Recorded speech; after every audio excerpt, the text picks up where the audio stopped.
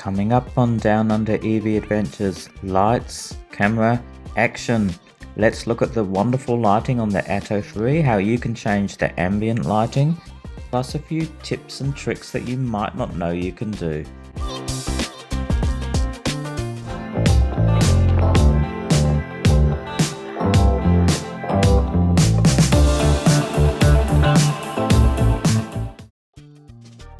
Hello everyone, welcome back to the channel. Thanks for joining me, really appreciate it. And today we're going to look at lights, which, as you know, I'm a huge fan of the lights and what they've done with the light system on the Atto 3 in particular, both inside and outside. I think there's some great design elements to it, so I'm going to take you through what I've learned about the lighting and maybe what you can do if you want to change a few settings on the car. So we'll look at the ambient lighting and just your regular lighting, how it all works. Now I've divvied it all up into different chapters, so you can skip ahead and go to whichever chapter interests you. Otherwise, we're going to do this in a mixture of the voiceover and mostly me in real time as I have a look at both mine and my wife's Atto. And let's get straight into it. As in real time, I take you through some of the external lighting features of the car. So this is the car running without the lights on, just the daytime running lights. So just when you basically have the car on, when the ignition's on, you can see they're at the front there. They look quite nice, and they're a good safety measure because it makes you more visible.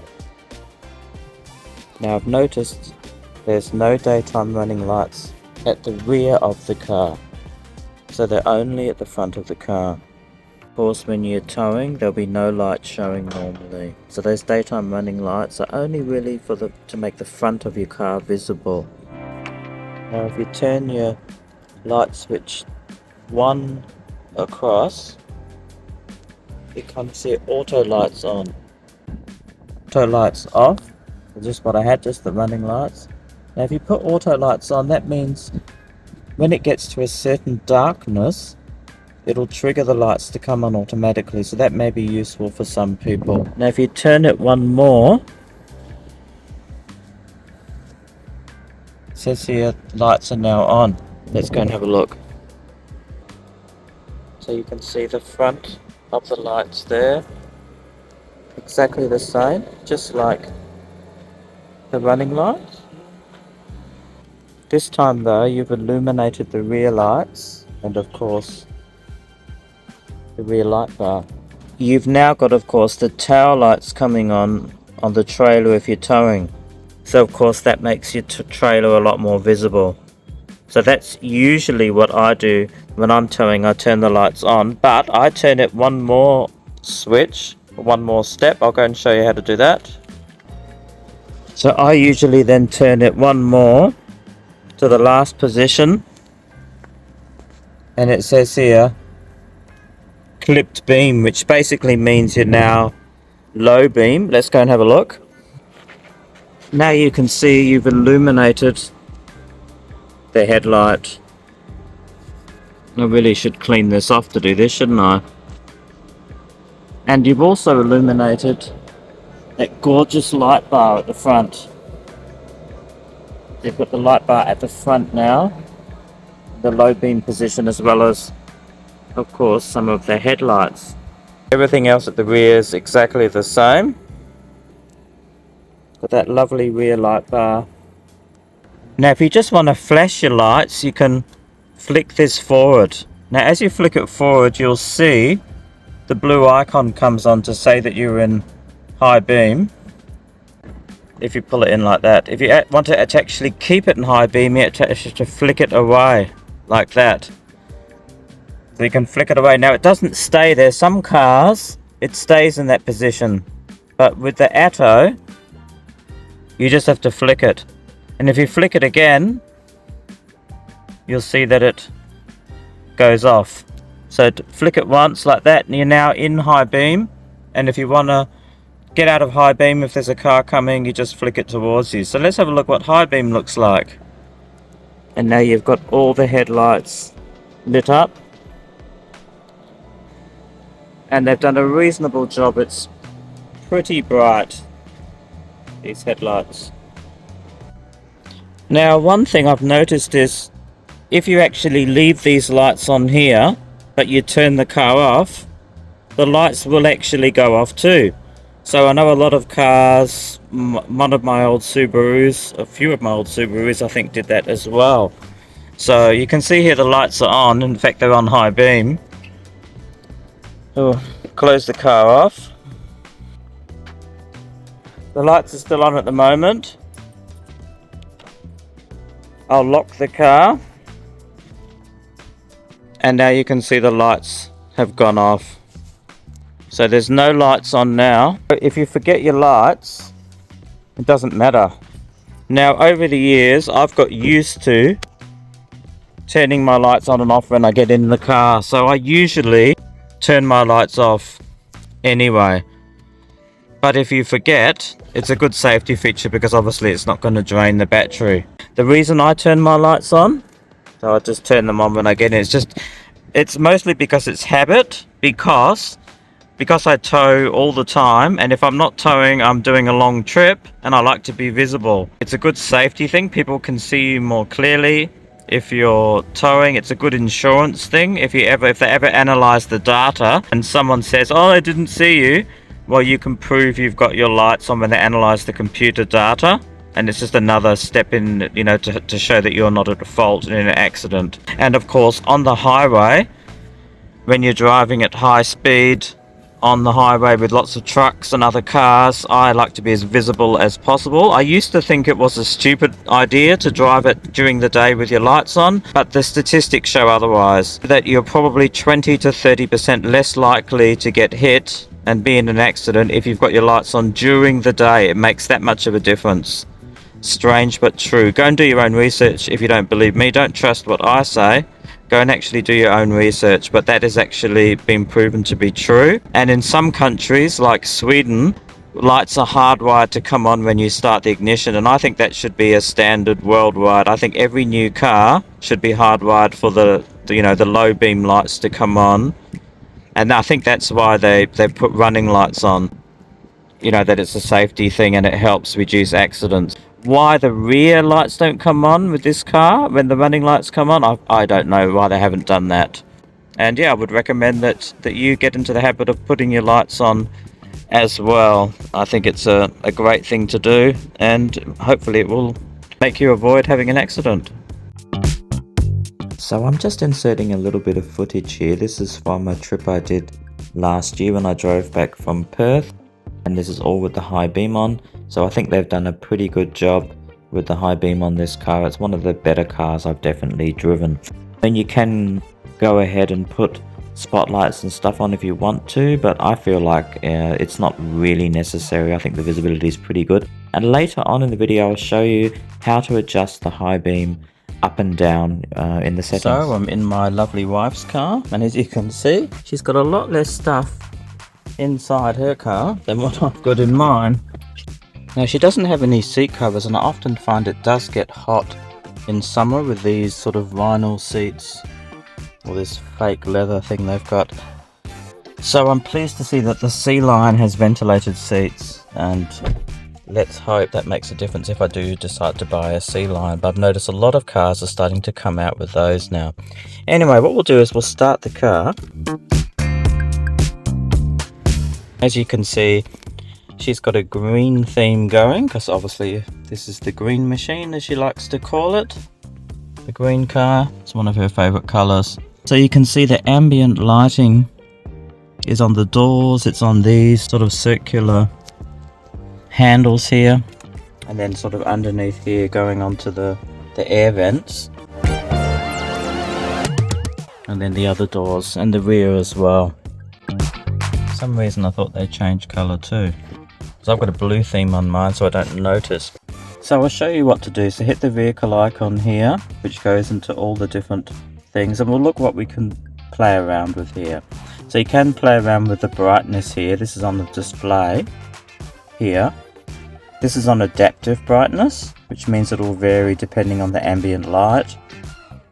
She's in a dark mode by the looks of it here. and that's how bright you want the instrument cluster. Now if you go along here on the side here to vehicle, that will bring up another menu up the top here. I'll just get out of the way there so you can see. So you want to go to lights, and you can see here, here's the ambient light. You can see it's right smack in the middle of green, and all it is, it's a matter of just moving that. Literally, it's a touch screen. You move it along, and then the color will change here. So you can see here. So I'll have it on both so you can see. So you move it, and then it will change. So into the purple spectrum here now. It's got like a dark blue all the way up. That's the green, then into the yellows. So there's really a lot of colors to choose from here. Maybe into red, or you can just have it a sort of white light as well. Now what I'll do is I'll just move it back to, say, yellow. So this is a sort of a yellowish color here. I don't know how well you can see that. And you'll notice that these colors here actually don't change, so they stay blue. That's the illuminated ones. However, the ambient lighting is a lovely offset, as you can see. They've really done a great job with it, and I've noticed on the Sea Lion too, they've carried that forward. And you know, a lot of particularly Chinese brands are really good at doing the lighting, and BYD has done an excellent job here. Really, the lighting for me is a highlight of the car. Now you'll notice here, even on this, you move it along to the different colors. You can even see the inside of the car there changing. Just a little cute thing. Well, I better put it back to green, otherwise I'll be in my wife's bad books.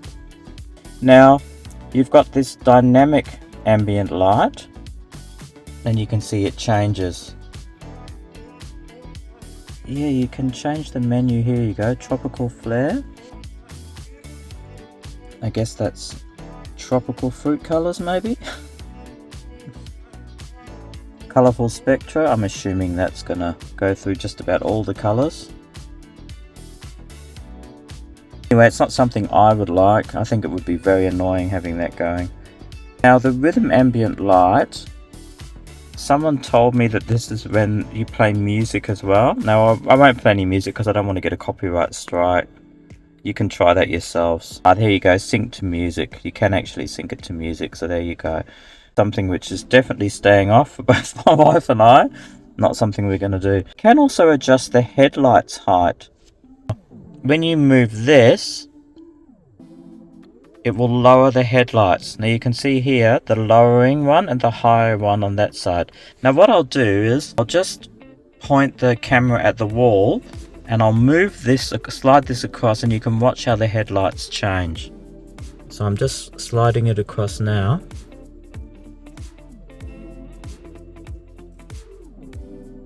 And that lifts the headlights up. So that's a really nifty feature. So if you're towing and your headlights are, you know, shining too high, you can perhaps use this, you know, instead of self-leveling bars. I mean, it's unlikely it's going to be that much on a Atto 3 because you're only towing about 700 kilos max. Most people would tow a lot less than that. So it's probably not going to affect the light.